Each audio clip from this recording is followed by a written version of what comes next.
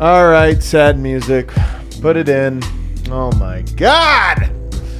What is up, everybody, and welcome into the Losers Lounge. Team Serbia in a painful and excruciating first round loss to Team Italy. Second year in a row, guys. Second year in a row that Italy has been the undertaker for Team Serbia. Lots to talk about in this one. A lot of people, we got a lot of big audience. Lately, a lot of people from Serbia only been with us for wins. Everything's been vibes. I know. We've had 2 World Cup qualifier, 5 pool play games. This is the first time now we've had to be in this lounge, the losers one. Easy to smile when things are going well. This is the secondary function that this podcast serves, which is to provide much needed therapy when things go rough, to suffer together. I'm telling you, that's what life is about, suffering together. Yeah, this is the first time that the Serbian audience has to suffer with us, and that's something that we know a little too well. Yeah, we know it too well. We are not new. We're unfortunately built for this. We are built for this. Serbia, maybe not quite as much as they're rolling through everybody. We're presented as always by DraftKings Sportsbook, America's top-rated sportsbook app. Kill this mic, because I think I got it there. There we go. DraftKings Sportsbook. Use promo code DNVR when you lose money along with us. That's the best place to lose money. It really is. It truly is the best place. You guys, look what I brought. I brought the most famous man in all of Belgrade, Superstar Dev. Sad, really suffering through that one. Watching that game, I really felt like I was a part of the team. That's what it felt like the entire time. Like just so many highs that we got to experience, and I am grateful for that. Did not want to see that sadness coming. There's nothing worse than when you're excited for something for a long. So had they won this game and played against France on Wednesday, I would have been nervous every day. This one I was excited every day. Yeah. Like, Thursday, Friday, Saturday, I'm just like, woo! People ask me, what were your plans for the weekend? I'm like, Friday, Saturday, I don't really know, but Sunday, I'm going to be at the DNVR bar watching this, but what can you do? Over here, I got D-Line. You guys know him better as Eric. Guys, wow. What the fuck just happened? Well, I don't know what the hell just happened. You're right, Adam. It's only been vibes through the roof since we've really hitched our wagon to Team Serbia. Like, I'm happy for the reason that, again, like, we can sort of go through this together. It feels better to know that the people that are now following us sort of like understand that we get you, Serbia. Yeah, I feel this deep, man. Would you, if you could erase this loss, but you get to get kicked in the balls by one bodybuilder. Okay. What would you take? Would you take it, or would you be like, I'll take this loss? I need to know one more. Is it like a child bodybuilder? Child bodybuilder? How long does it hurt for? The kick in the balls? Yeah. I have no idea, man. It's hard to know. So it's just like a random? Just a random kick in the balls. So I could be like in pain for life. I don't think it'll last life. Yeah, like, what if it ruptures something? Yeah, I think I might just take the loss. All right, let's take that out. But I understand where you're going with that. Like, I'm just saying, this one felt like it. Like, we were sitting there, man. My stomach was in knots. The worst part about it was, I don't know if it's the worst part, but you saw it coming. After that run, you guys were still confident. I was like, I don't know. You messed around a little too long. This game ticks fast. One of the things we keep saying about EuroBasket, the time goes fast. Yes. And it did. Like, there was 8 minutes or 6 minutes left, I think, when you come in. The clock just ticked down, and you're like, oh, my God, there's 1 minute left. Do you guys want a fast recap, like really fast? Fast as hell, dude. All right, here's a fast recap of the game in case you missed it. The bar did not have the game on right away. That's the recap we're looking for. I'm telling you, the vibes were down so bad. And do I blame ourselves for this? For the bar? Maybe. You know what? Listen, if it helps everybody, blame me. Blame Eric. Yeah, was it? Eric. Jokic, he picked up a really quick foul, which I didn't love. And then he had a quiet 9 in that first part. I was trying to get the bar situated. I missed a little bit, guys, in this first quarter. But he did go 7 of 7 from free throw land. Seemed a little bit below his standards. I would actually say Jokic played a little bit below his standards for most of the game. By no means do I think this was his fault. He was the best player on the court. He was certainly the best Serbian on the court.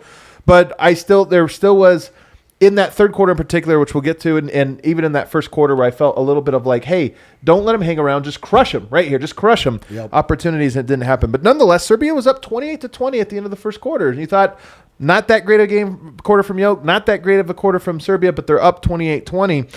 Italy had a tech in the first quarter. Tech in the second quarter as well. This was a tech-full game from Team Italy. Jokic then starts dominating the second. By far the best quarter for him. And then it looked like he got hurt or something for no reason. He just landed. I was nervous, guys. I'm not going to lie. A non-contact owie. But he was fine. He got up. Jokic started dominating. He was absolutely unstoppable. That second quarter was a work of art. That's where I felt like they were going to win for sure. But Serbia seemed out of it when he wasn't on the court tonight for some reason. A lot of guys, Lucic, Micic, even Kalinic, a lot of guys picked the worst. Yarmaz. A lot of guys picked the worst game to have their worst game. You know, it was a really bad moment for I think you could survive it from 2, maybe 3, but all of them coming in and having a horrible game. It collated at the same time. Italian coach, absolute bad man. I kind of liked him. Like, if you're going to be very Italian. They're very Italian, very Italian. And then the guy that replaced him looked exactly like him. It was like, is it his twin brother? Do we have a Marquise-Marcus situation here where we can't? Well, they just switch suits. Well, it was like a younger version. Like a younger one. He had like a silver fox thing and like a young brown fox. But in that second quarter, when Jokic came out, like this game really was about the end of the third quarter and the end of the second quarter and the start of the third. And when Jokic came out, Italy cuts it to 3. And Micic hit a big-time step-back three-pointer right before the half, which, again, this is part of why I was starting to get uncomfortable, is you're looking at this and you're going, yeah, but there's a couple of lucky bounces for Serbia. Otherwise, they could have been down at the half. And maybe it would have been better for them to have been down at the half there. But a weird rotation in the first half with Jokic not being on the court to close quarters. What do we always say? Start and end of quarters, very, very important. This game, at the end of the second quarter and the start of the fourth quarter, to me, was where the game was lost. Jokic on the bench for both of those. So 51-45, Serbia at the half. Third quarter, Italy kept sticking around. This is what I was talking about, where if I have one criticism of Jokic is that's a quarter to me where you don't let them think that they're in it. Right. Because a team, especially an underdog, has nothing to lose. And if you're close with 1 quarter to go, let it fly, baby. What do you have to lose? But if you're down 10 with 1 quarter to go, it's like, all right, well, you're thinking. Coach gets tossed in hilarious fashion. That was maybe outside of Michael Malone getting ejected and then accepting a chocolate bar. Yeah. This, like, he went through, he shook everyone's hand. Yeah. It was like he took 10 minutes to get off the court. It was like his wedding. And then he was like, he was in tears. I was like, this is the greatest theater I've ever seen in my entire life. That's how you get kicked out, though. What would happen in the NBA if you took that long? Would you get fined or something? Or do you think? Oh, absolutely. You think get hit with a soda at minimum? I'm just saying, there is a EuroBasket. One thing I've noticed, the theatrics of it, they do a good job. The players and this and that. If you're going to get thrown out, get the crowd into it, man. Oh yeah, they're trying to win over the emotional state of the entire crowd. Everybody's going to back that moment, and also he's smart because his team has to rally behind that as well. It's smart. So I was actually watching. I think it was in 2014. Djordjevic coaching. Somebody had sent the link to me. I love when people send these links so I get better history. And they're losing by like 15 to Spain in the last 3 minutes of the game. Djordjevic gets a technical, coaching him, gets a technical. Some players get a technical. And it was one of those things where it kind of galvanized the team. And it almost reminded me, sadly, in an inverse way, of this one where that coach inspired the team from his ridiculous and hilarious way of getting thrown out. So insane. And here's again what I'm talking about. Micic hits the step back 3. That play was also big because it became a 4-point play for Team Serbia. And again, it was those things where I'm like, man, Serbia's playing worse than it seems. They're just getting these little helps here. And then Italy was just capitalizing on every single mistake. There were turnovers, there were missed layups, missed bunnies, and every time there was a shot that was like wide open 3 in the corner. Cash. I'm saying if you missed that one, you knew Italy was going to capitalize on it. So it became this thing where you kind of felt it. I felt in that third quarter Jokic wasn't inside enough. That's another little one here. And then at the end of the third quarter, it's only 68-66 Serbia. So what do? We're sitting there and we're like, Jokic plays the whole fourth, right? Yeah, if you need to. It's his time. He hasn't. These games aren't that long. Nope, he's on the bench, and Italy absolutely murdered Serbia in the opening 4 minutes. This was the entire game. Yep. Serbia goes from up 2 to down 9. What is that? 11-point swing in 4 minutes. And when we're watching that game, who am I to criticize the great Coach Pesic? When we're watching that game, I'm thinking, start him right away. They didn't, okay, but let's just see how it goes. If Italy gets their legs under him, don't wait. They hit a 3. They hit another 3. They hit another 3. It's like, what are we doing? Italy's not going to stop making threes. You know it. This is they're feeling it right now. You have to crush them early. There's not enough time, and he finally didn't get in until there was 6 minutes left, down 9. And although I thought he made some plays, they couldn't get any stops. The story of a whole game, the defense was absolutely non-existent. Jokic did, one quick note, get his whistle on that BS 4-point play. I say BS because in the NBA, is it in earnest when you shoot it, you see an intentional foul coming, and you go into your shooting motion? By the letter of the law, should be a shooting foul. But we all know that he wasn't really going to take a shot from half court. NBA never gives it to him. He's been trying to get that foul for years. Never gets it to him. He got it in the fourth quarter today. So one funny little line here. But I feel like if you make it, then you have to get the. But he's made them before, I believe. I think he made the one. Yeah, it's like a three, like a running three. But that, I mean, like that was in. Like that was, it wasn't a continuation. It was, he got fouled in the air. Right, this one. Yeah, I'm saying, but he's had them like this before too in the NBA. But they're like, hey, Yeah. but you never shoot from 3/4 court. The NBA just gives that up. They're just it's the intention of it. It's like, hey, are you going to shoot that? You haven't shot that all game. Now you did, and we're not going to reward it. But yours is smart. If you make it, it should count. If it's not, then just let it play as it regular is. Yeah. But that play aside, they just couldn't cut. Once they got down 9, they never really got closer than that, and they just couldn't close the gap, and it was excruciating. It was a train wreck in slow motion that fourth quarter, just kind of knowing, that sense of that feeling. I'll start with you, D-Line. What's your big takeaway here? I mean, really, to me, it came down to the 3-point shooting. Like, Italy just couldn't miss at a certain point. They just kept hitting threes, and Serbia stopped hitting any threes of any kind. The backup center, Molitinov. I'm brutalizing. I'm brutalizing that name. He was he didn't show up. Yarmaz didn't show up. Kalinic had a good first half. Did not show up in the second half. The guys that you needed to go alongside Nikola Jokic just were. I don't know if they got shook. Like, they just got less and less confident as the game went on. And by the end, they were just a shell of themselves. They were making sloppy passes. It was just like nothing I've seen from them. It was crazy. And this is one of those things where I really do think that defense needs to be your confidence. And this is why coaches always preach defense. They couldn't get any stops. And sometimes if you're like, we can't get anything going on offense, it feels weird. All right, focus on defense. Points will come from Jokic or whatever. And they just couldn't do that. 80, what do they have, 90-something points? 94 points that they score. I mean, think about that. They almost gave up 100 in this shortened thing. Dev, what's your big takeaway? Big takeaway is, guys did not show up. Like, that was just key. On top of guys not showing up, Italy really did bring it. They they dominated in every single sense of the word. They wanted it more. They were more physical, and they just really could not miss anything. And that's what happens when you allow a team to feel like they have a chance against you. The momentum goes on their side and it never leaves. Right. Of course, Serbia was the better team in this, but when you allow a team to stick around for a while, they truly do believe that they can win a game, and then that's when things don't go your way. They took the worst day to take the day off with this one. Micic defense was not well. Yarmaz did not play well. The backup center, who's been incredible throughout this whole run, played shitty. So just not being able to step up on those times, and Italy just took advantage of it. I think those are my two. And you're talking maybe about the guards. Fontecchio, 3 of 6 from the 3-point line. Spisu, 6 of 9 from the 3-point line. Those were you knew coming in. Those were going to be the guys that make threes. That's what they're known for.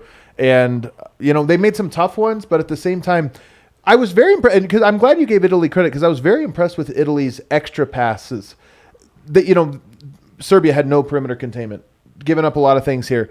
But then, they did have, Serbia I thought had good backside rotations for 3 or 4 rotations, but Italy kept going. They kept making them if we can get around you and you can recover well, we'll see if you keep recovering after the ball pops and pops and pops. And they kept doing it, and they kept getting good looks, and they kept knocking them down. So I give them a lot of credit. But your point about the perimeter containment's interesting. And another point on that, one of the things that happened coming into the summer with Coach Pesic taking over last year, and this kind of being the first thing here, Teodosic has been a big part of this. And I suspect that one of the reasons he was asked not to participate, Coach Pesic basically said, hey, we're building a new team here, and that this team needs something different than what Teodosic does. I suspect, though I haven't seen it reported, that the main reason for that was, hey, we need more perimeter containment. Our offense is going to be Jokic, Micic, and everybody around those guys. So we don't necessarily need another creator, because we need perimeter containment. And to me, this is another one of the stories for Team Serbia is they made the move to get more perimeter containment and still got carved up by a team that, by the way, is good but not great. I mean, again, I tip my hat to Italy. but they're not great. I think that's the thing that if you're a Serbian fan and you're really into the weeds of it, that's the part I think you have to be a little bit concerned by. Yeah, there was guys that stepped up for Italy that had not been playing the same way throughout this whole tournament. Yeah. Guys that are not scoring, having big games, making the extra pass, not just going through their top player. Like, everybody was involved. It was a complete switch from what we've been seeing from Serbia, because they've been on the other end of that, where guys are stepping up and everyone's involved, and the defensive end is where they got it. They just kind of was like, okay, Jokic is going to go off. He's going to have a good game, but everyone else, we're going to just slow them down and then attack them on the other end of the floor.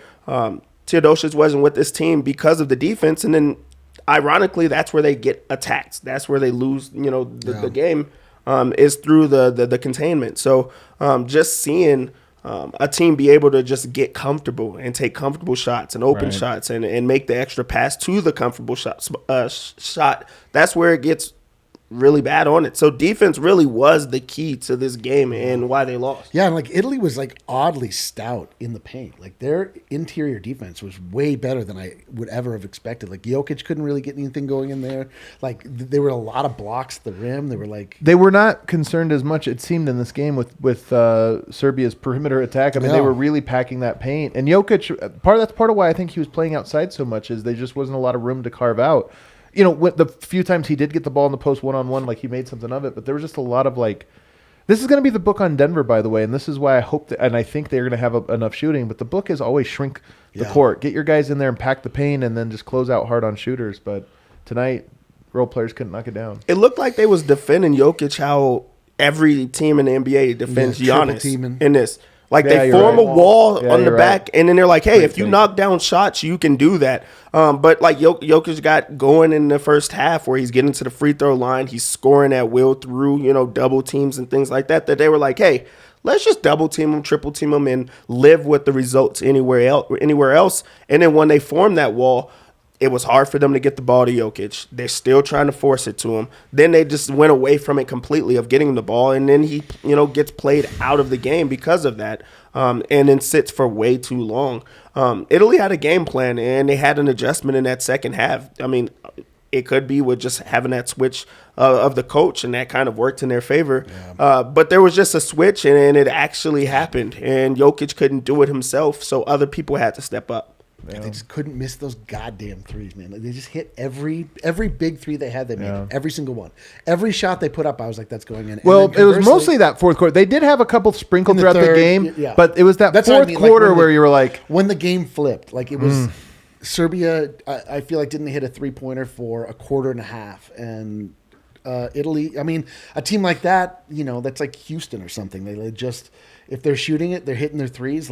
Good luck. Yeah. Otherwise, you can roll over a team like that. But they were just hitting them today, man. Brutal. Milutinov also, I thought, had a pretty atrocious game. I mean, he was the one coming into this game a couple games back. It was the Finland game where you're like, man, Jokic is such a load for anybody on offense. But then when you bring him off and you have Milutinov, no team has a backup center that can handle him.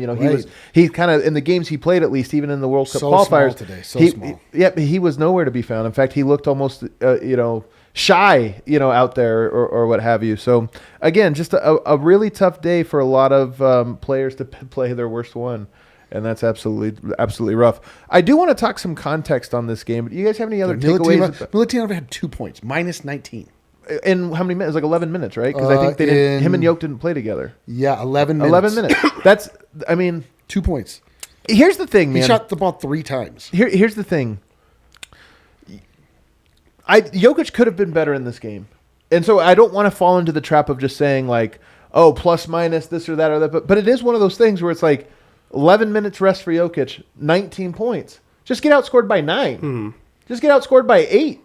Just get outscored by 10. We go to overtime or whatever. But to get outscored by 19 points in those 11 minutes, and tip your hat, because Serbia's rotation was so unique, I don't think this was necessarily an Italian team's game plan. But they sure as hell came out firing in that fourth quarter like they knew those were minutes, and they won them big time. So yeah, one last thing I'll say on just the rotation and having a game plan that I do give Italy credit for is the pick and roll today that they employed. That really was the difference in the game. They forced Jokic onto guards. He actually had to make the switch, or that was what they had been doing in the past. They kept putting the backup center in situations where he's making the switch, and now they have a lot of mismatches Yeah. where it's a guard on a big, and they're not really calling, ticky-tack fouls. So now they're just creating those mismatches, and he's attacking down low. Then when that happens, they're rotating it so quickly that Serbia doesn't have time to get the switch back or to just get back to not having the disadvantage. So I think that was great, like that Italy was able to do that, to exploit those, mismatches and put them in those type of situations. And this game, especially relative to the pool play games, I know that, again, Italy clearly the best team that they had faced so far. But even relative to all of that, this game was so much different. And it showed you, it reminds me obviously about the NBA regular season and playoffs and how different they are. Like this was, to your point, hey, we're going to put Jokic in a lot of pick and rolls. We're going to try to get the ball, to Melli rolling down and then get the ball popping off of that. And by the way, this has happened a lot. I did see one person, I'm not going to say who, prominent analyst saying like, Melli, matching Jokic or this or that. We've seen this before where you have a not good player who's especially not a good scorer, and it is smart to force the ball into their hands. It's different than what Jokic does, where it's like the whole defense is trying to stop him versus the whole defense is trying to funnel the ball to a Melli. Nonetheless, Melli did hit some threes today, and he did kind of step up there. But the broader point to me is more that teams will attack you differently in pool play or regular season of the NBA than they will in the playoffs. And in this one, it's like, hey, spam pick and roll, put Jokic in pick and roll, just make him guard it. Even just because it takes him away from the paint, so the rotations are farther and this or that, and that's a lot of what happened tonight. So I do think when we think about takeaways, we'll talk about it later, but takeaways with regards to the Denver Nuggets, some of these to me are like, yeah, teams in the playoffs are going to just do the one thing you least want to do, and they're going to game plan for it and spam it.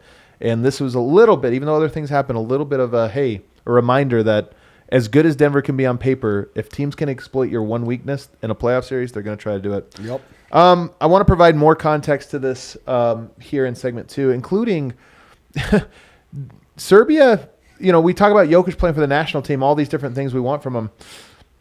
There's now some doubt about when the national team will get together even next because of this loss. So we'll talk about that on the other side. But first, I want to tell you about Evoca TV. You guys know all of that great content we brought to you when we went out to Serbia, learned all of our lessons, did all these things, went our different places, drank all of our rakias, sat courtside as Dev did.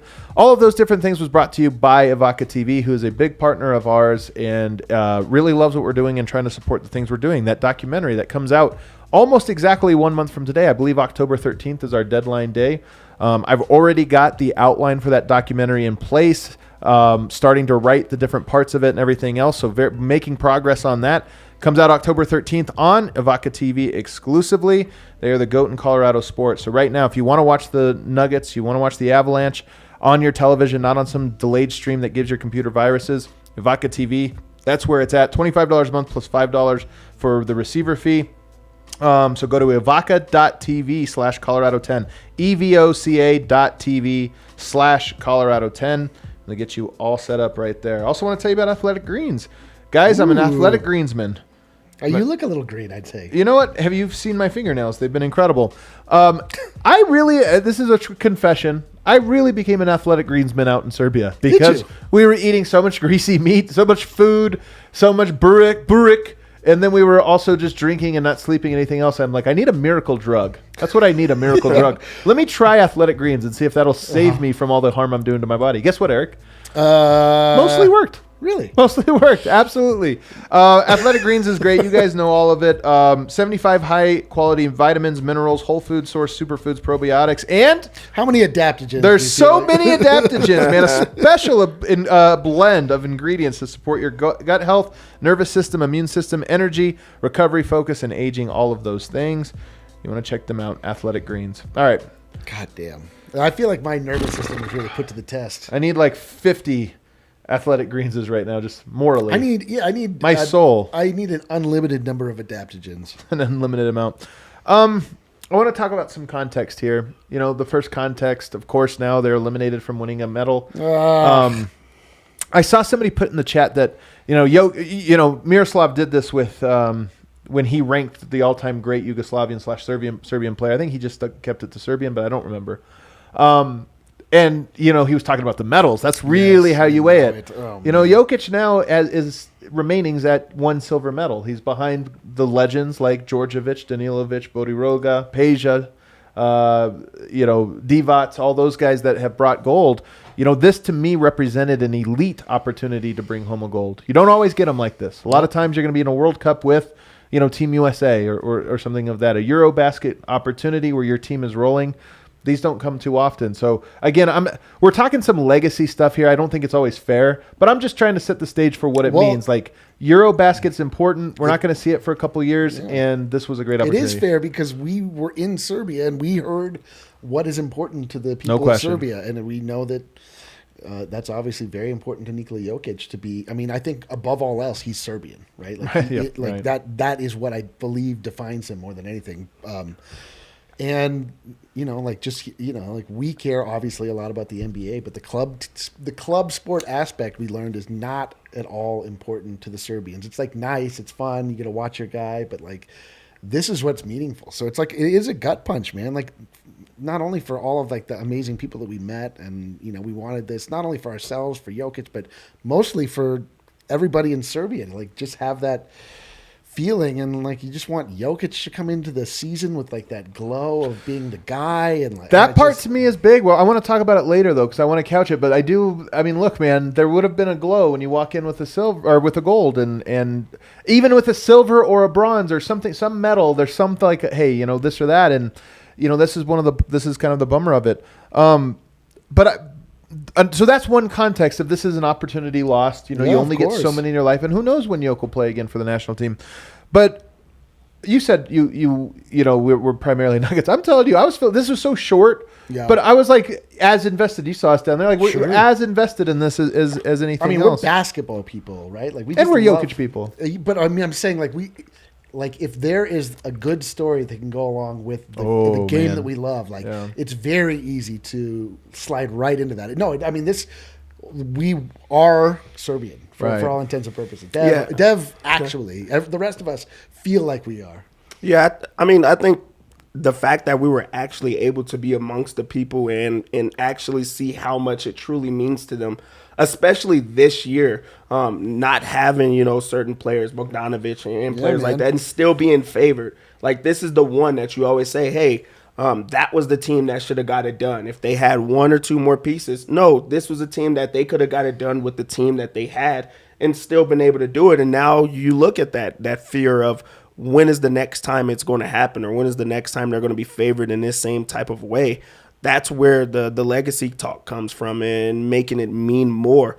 I was completely just myself shocked about the fact of, when we were in Serbia, is asking, would you rather have like gold or for Jokic to win the MVP? I mean, the championship with the Nuggets. Oh, it was a no-brainer. It was a no-brainer. Oh, that was 100-0. Yeah. It was so shocking to me though, just because you get to bring that back to Serbia. Yeah. You get to say, in the best, league in the world, he got it done as being the MVP already, and then him being the best player on the team and getting it done. That I thought would mean a little bit more, at least both sides. Nope. Every single one of them wanted that Serbian championship. They want gold. Yeah. It does mean a lot to so many people. Yeah. Another piece of context here, as I mentioned earlier about Teodosic, this was sort of a new era with Teodosic not being there, kind of being said, hey, we're moving on from you and going to some other guys. And it did feel like, it was a little bit bittersweet. Teodosic had been there for a decade, with the national team. I think right around a decade. So he'd been there for a long time. He'd been a cornerstone piece. You get Pesic in there. Pesic had talked a lot over the last year about sort of similar. It actually reminds me of with the older Colangelo. Jerry Colangelo, when he went to USA Basketball in 2005 after the U.S. had lost the gold or had lost in the Olympics, and it was like, hey, we need to redo this program. We need to have fresh eyes and think of it new.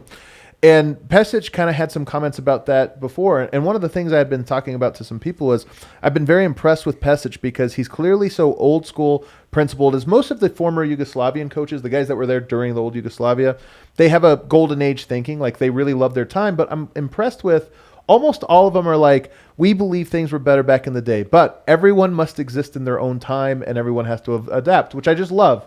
Because you hear so much of the old school NBA guys that like they don't understand that simple life principle that like, hey, everybody's Gilbert Arenas doesn't think that Giannis is a worthy MVP. I love it. I love that Gilbert Arenas gets like this loud. Like he was like this amazing. I mean, he really was a great basketball player, but he wasn't like a great winner. You know, like it's so funny. But nonetheless, so this was a turn. This was a new era, the start of a new era, and it sucks that it starts off on something of a bad foot. And more importantly than just a bad foot, they lost last year to Italy, and it felt like a disappointment because they got knocked out too early. So you jumpstart a new era and lose to the same team in the same way. That's a tough pill to swallow. And then lastly, and this is the most important one, World Cup qualifiers features a game in November and I think 2 games in January. For Serbia needs to go 2-1 in those games to qualify to be able to play next year. Ooh. There is a chance because Jokic will be in the NBA, Bogdanovic will be in the NBA, all these other guys are going to be with their club teams in Europe. There is a chance that we don't get to see them next summer, the Serbia national team, because they won't qualify. Don't put that evil out there. I'm just saying it's a possibility. And then, by the way, they're not qualified for the Olympics at the moment. So there's a chance that we're actually not going to be able to see Jokic with the national team. I think it's for 3 years. For 3 years. I mean, it's almost in this moment out of his hands whether or not that will happen. Wow, that's so, dude. This is sports, man. Like Serbia was unstoppable in that first in the qualifying rounds. Like they weren't tested. Maybe it says more about their opponents than it does them, but it just was. They were a juggernaut. I couldn't even fathom the idea that they would not only be close in a game but lose a game. Please, and then they just come out flat. They have one bad quarter and they can't, and that's it. That's a wrap. And now, how that echoes into eternity, like what this means. I mean, this is massive. It's like a lot to really try to fully absorb the gravity of what we just witnessed. But goddamn, man, that's a lot. Somebody photoshopped my head on the first time, first time maybe like me to Serbia. Like, I know, man. Like the funny thing is this is. People will always say like, oh, that's so. I think every fan base, when you lose a crushing one, they're like, oh, that's so whatever, it is. Serbia has golds. They have silvers. They have like a nice tradition and expectations. Like, honestly, this is more Denver than it is Serbia. Mm-hmm. It's more Denver to get kicked in the nuts this way. But nonetheless, so those are some of the context here. I do think the last piece of context for me personally is I told people this behind the scenes, not on the mic, but if Serbia won the gold next week, if they would have won on Sunday, I was going to put a big bet down on the Nuggets because I really did think there would just be something to Jokic walking in. And it's funny because, again, I'm reading all these press conferences of old through Google Translate with Coach Pesic when he was putting this team together just to get a sense of what was going on with the national team. And one thing he said that I thought was so interesting is he said, Jokic's education in basketball is still happening. Mm. And he's a 2-time MVP. And I thought it was such a thing. Like, he's still growing as a player or something like this. And the translation, maybe, there's something lost there. But the way it was phrased, at least through the translator, I was like, it's interesting that Pesic, his perspective on Jokic is that he's not a fully formed basketball player just yet, in terms of, like, he still has more lessons. Perhaps this, too, is a lesson in the broader Jokic arc. Yeah, maybe Pesic is drunk. Because that's the best player in the NBA right now. But it goes to show that there's still so much that he can unlock, and just the idea of that is scary for the rest of the league. And we do understand that Jokic does have room to grow and things like that. I would like to know, for him to go into depth of what it is that unlocks him at the next. Or what is the next evolution of Jokic? Just because he is so talented, and even looking at this game, an incredible game. But yeah, coming into the Nuggets season, you go into it like, hey, I've already did what I have set to do. That's what I've wanted to do. I've accomplished a lot at the NBA level. Now I have the goal to back it up. Not having that, do you think that makes him hungrier? Does he want it more? Does it is it like one of those things that he thinks about, like, hey, we really should have won that game, blah, blah, blah. Like, you really have to see what type of mindset Jokic comes into the season with. And what do you think motivates him at this point now? Man, the frustrating thing for me, just coming back to this, is I really feel like this just was Jokic didn't play enough. Oh, of course. You know what I mean? Like it was that fourth quarter, and now we're like breaking down. Like, I know. Is Jokic not good enough? Is he a worthy champion? Can I don't he carry think, the banner? We're not necessarily back, but I mean, we're like not analyzing that. you know, like truthfully, like truly, the one thing I'm really truly left with is like, yo, why didn't Jokic play when they needed him at the beginning of the fourth quarter when the game was still fully in the balance? He just needed to be in there. He just you just needed to do that thing where you're like, all right, we're pulling out all the stops. Our starting lineup is going to be our closing lineup. It's going to play the entire fourth quarter. This is too important. And you know, like he was sitting on the bench for a long time, but he was also waiting to check in for a long time too. They just like wouldn't take a foul. But that's FIBA though. Yeah, I guess you'd have to just take a foul. Just take a foul, like TikTok, like the clock does not stop, as you point out. Like so much. It was just like every second you're like, oh my God, like get this man in. Like we are very familiar with this feeling in Denver. We are very familiar with this idea of like, yo, Malone, like what are you doing, dude? Like you know, Jokic gets in at the 7-minute mark. It's like, no, put him in the 8-minute mark, the 9-minute mark. Like let's not mess around. Like let's not get the cute. moment you sense the tide turning, you have to stop it. Like stop it. Yeah. And the frustrating thing is that we felt this again, like with another coach, another like high level coach, a guy that is there something to it? I know this is weird, like, because I don't see a connection, an obvious connection, but is there something to, like, LeBron always had this, where it was like,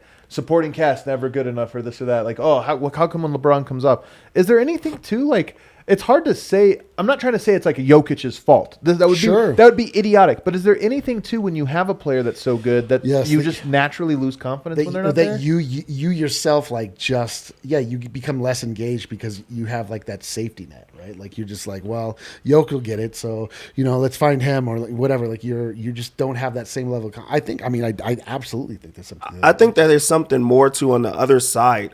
When he gets out the game, I think you get more of a push. Like, hey, now they don't have a guy to go to, so now we can exploit matchups, or we're going to attack in different ways that now he's not on the floor. I think it gives the other team a push. On the opposing team, I think Pešić did a weirdly good job of everybody's balance. We're not going to go through Jokic every single time. We're going to try to make sure that everyone else is scoring and balanced and has the mindset that they're as good as he is, even though they're not.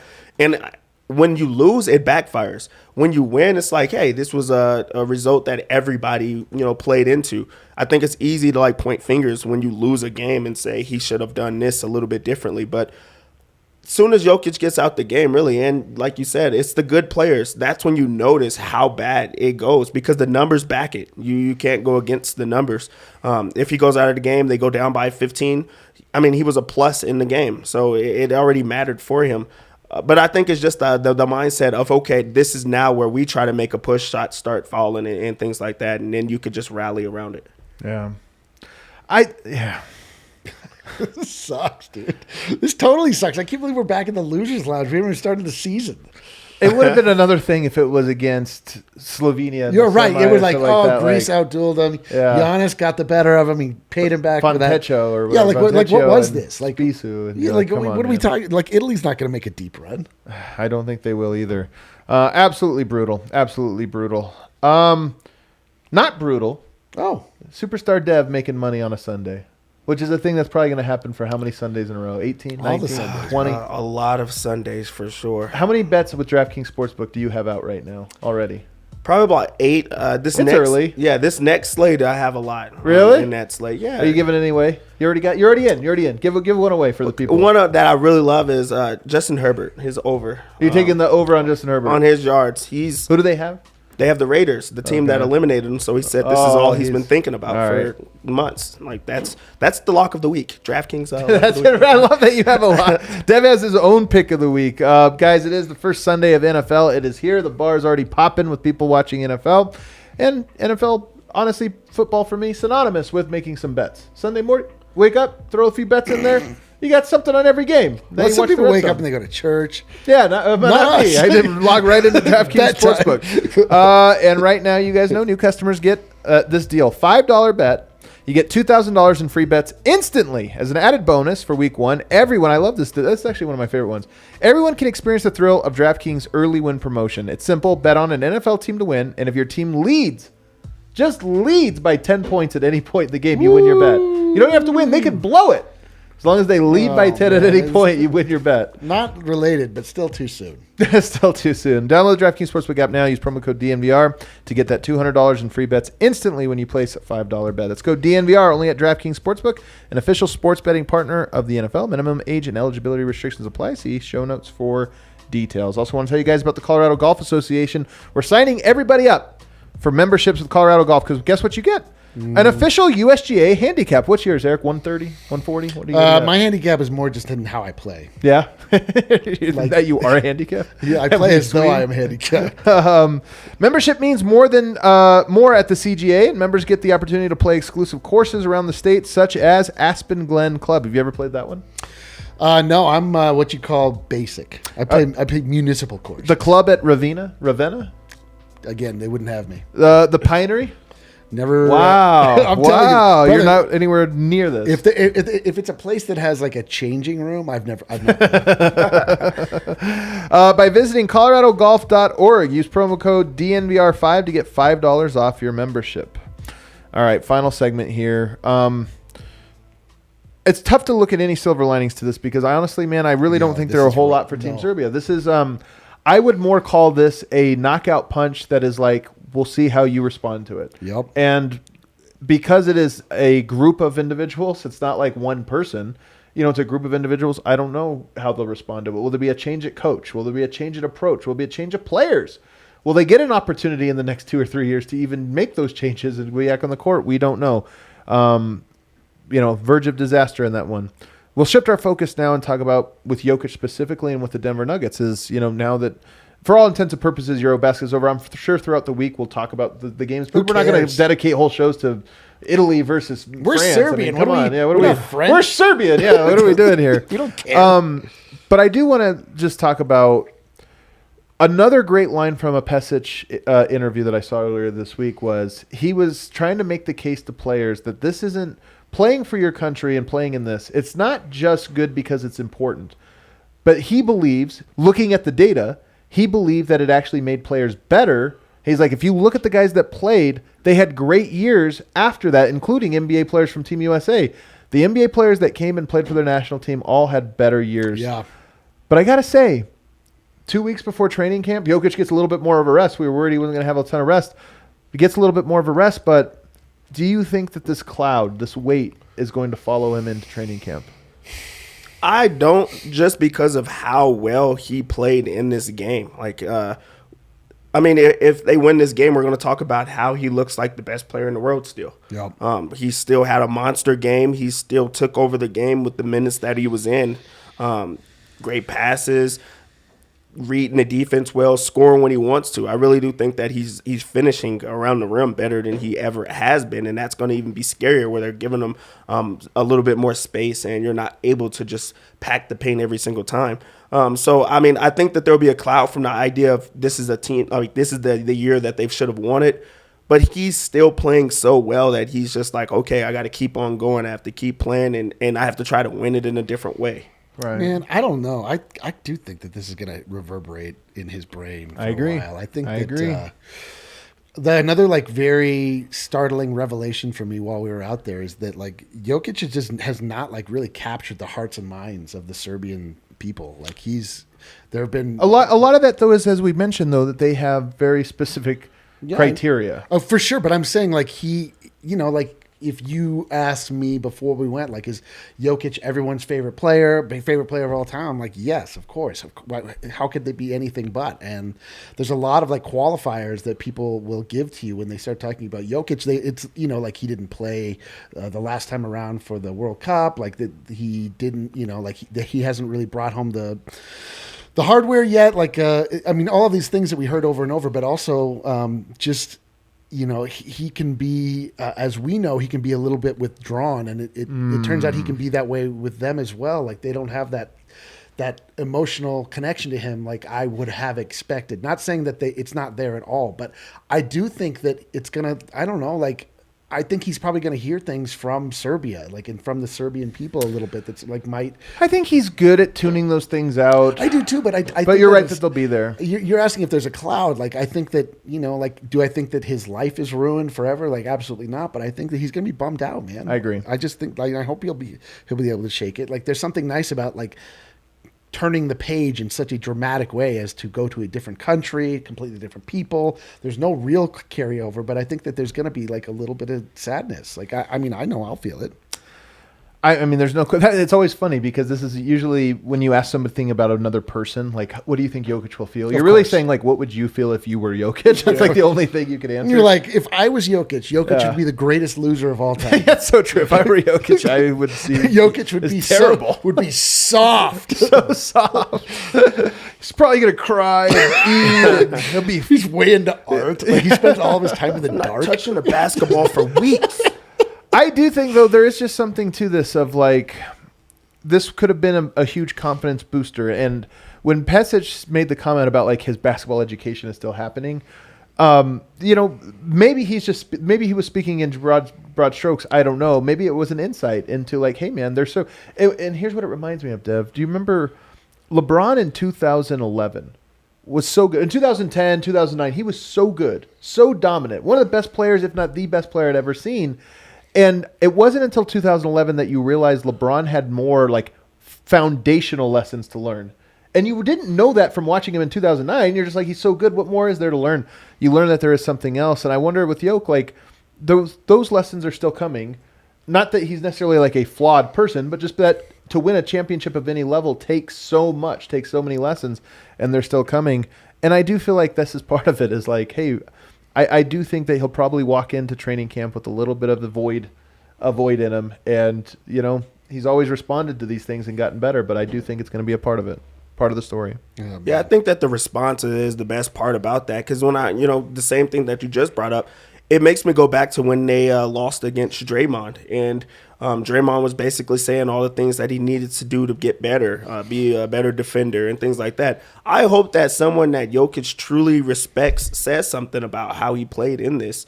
Maybe it's the head coach or someone that just, not calls him out, but just says, hey, this is the next part of you being a better player. Because I really do think that he takes that to heart when it's someone that he truly does respect. Someone that he wants to get better with.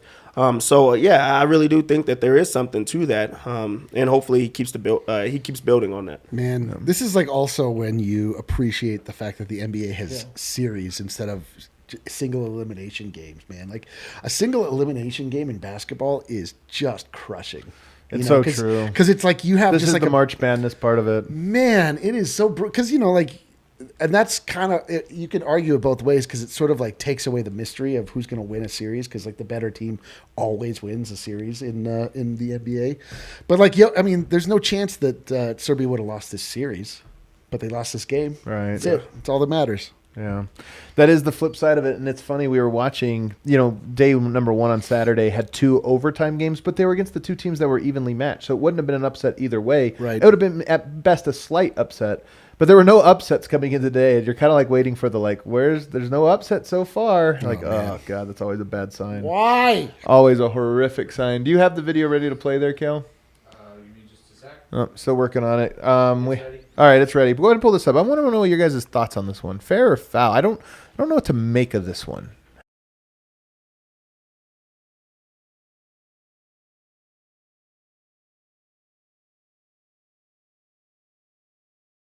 Him a giant hug? What if he'd injured Giannis?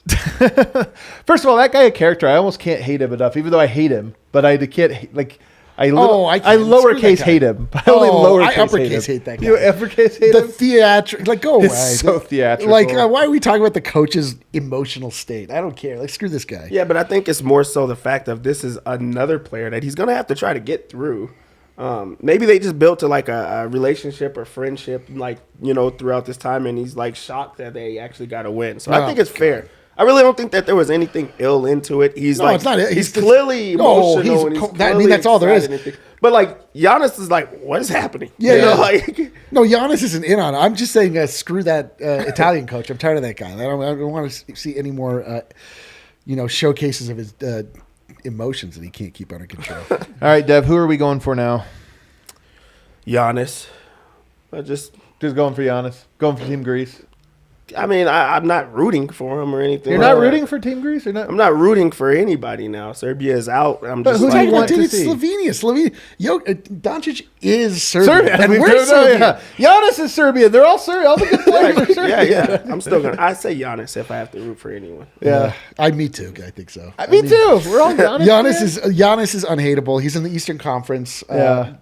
Doncic is like, he's a little hateable, you know. Like at this moment, like in the context of the World Cup or in the EuroBasket, I'm like, He already has one goal. If he gets a second one, he's going to be like these greats. I know, but like these then former greats. but now I can shift my context of him as Dallas Maverick Luka Doncic. So Yeah. now I'm rather Not even Vlatko Chanchar though. Like, are we not? Is it worse if Vlatko gets a gold and like he's? No, you're right. It's Slovenia, dude. No, I'm he would have Slovenia. that I'm same Slovenia. glow that like Wancho came in. You're with. right. Oh, Remember that's that? right. Wancho did come in with the Yeah. goal, didn't he? That bastard. I'm a Slovenia man. Slovenia. That's me, bro. I can't believe you guys. I'm Greece. I'm Team Greece. I like Giannis too, man. I just really like him. I was kind of surprised to find out that he wasn't as popular when we were like polling people about what types of players they liked. Not too many people liked Giannis, and I was kind of surprised by that. Really. Yeah. I was surprised. A lot of like he doesn't really have the skill. He's just dominates with it, and we don't like that. We like skill or whatever. And I was like, he's pretty awesome though. I mean, his non-skill is pretty impressive. He is so impressively Brute unskilled. force. I mean, that's the most athletic dude ever. Just to kind of run through these here, because I don't know how frequently we'll run through them going forward. Germany versus Bo Cruz in the finals. Bring it. Chucky versus Post Cruz. Germany got the win. They'll play the winner of Greece, the Czech Republic. Spain and Finland will match up. I don't even care. I don't care about any of this stuff. Is it weird that I love Wancho, but for some reason I'm rooting against Spain. I don't know why. Yeah, because he's not on the Nuggets. It's not that. You've emotionally detached even without realizing it. Maybe. I think it has more to do with like I just wanted the Spain era to end or something, for whatever reason. I don't know why. I have no idea why. Finland got the win. Oh my God, Larry Markkinen, 43. He was unbelievable. Did you see him? That was wild. He looked like Kevin Durant today. I'm not even joking. Like he actually played like Kevin Durant today. He was unstoppable like the entire time, and they fed him the ball, and it was like, hey, let's go make it happen. He had like 9 heat checks, and he made them all. It was unbelievable. Slovenia versus Poland. This is the worst part is Group T. What if Group D goes 3-1?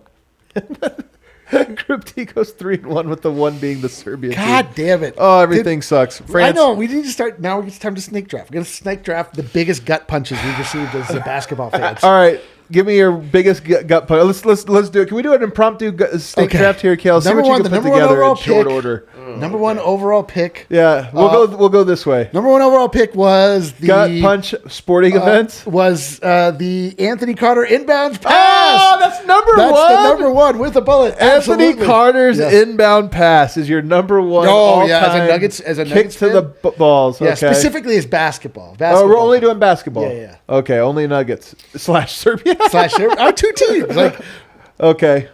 Mine's is Game 82. I think the Game 82. really? loss. That one was tough. Yeah, that one was brutal for me. Oh my God. I couldn't take it. Yeah. Really, I was sad. I took off work and everything. It was rough. You know what though? That one they needed that one in a weird way. They needed that one, and it made them better. But it was painful at the time. In the moment, there's no contextualization of the gut punch. The other context here is that Jokic was great in that one.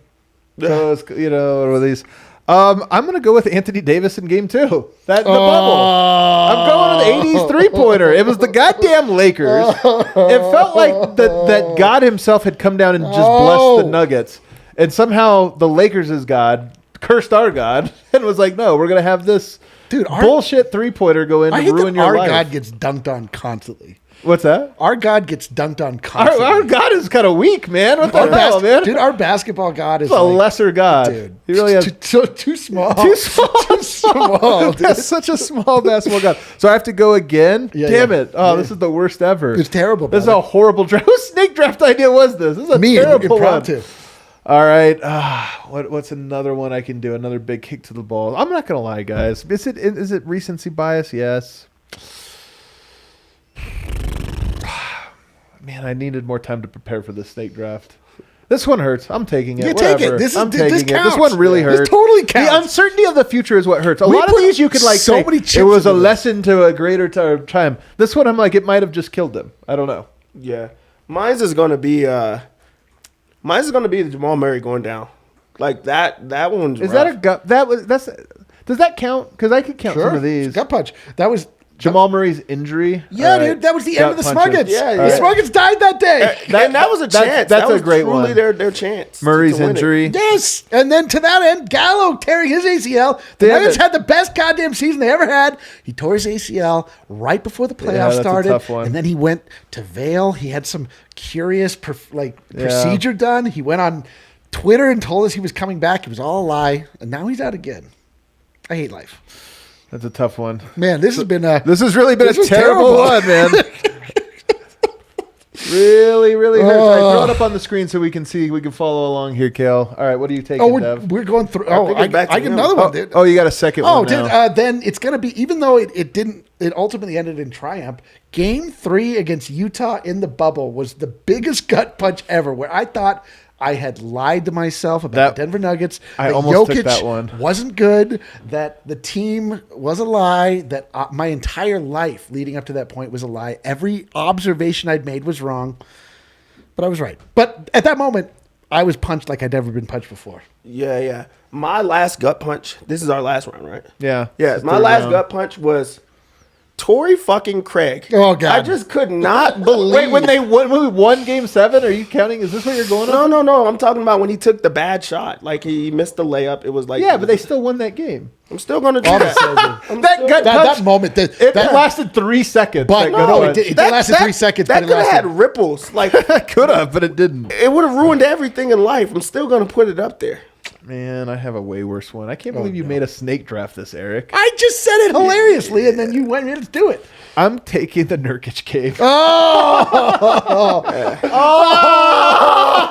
This sucks. Oh, the have a nice summer game. that have a was- nice summer game. Oh, when he put up like Yeah, that's it was tough. like in my memory it was like 38, 15, 9, 6 and 5. That was the line he had that game. Just total dominance. I've told you this. I was in Portland when that game happened amongst Portland fans, and I couldn't talk. They were my friends, and I couldn't talk to them for Have the a trip. good summer.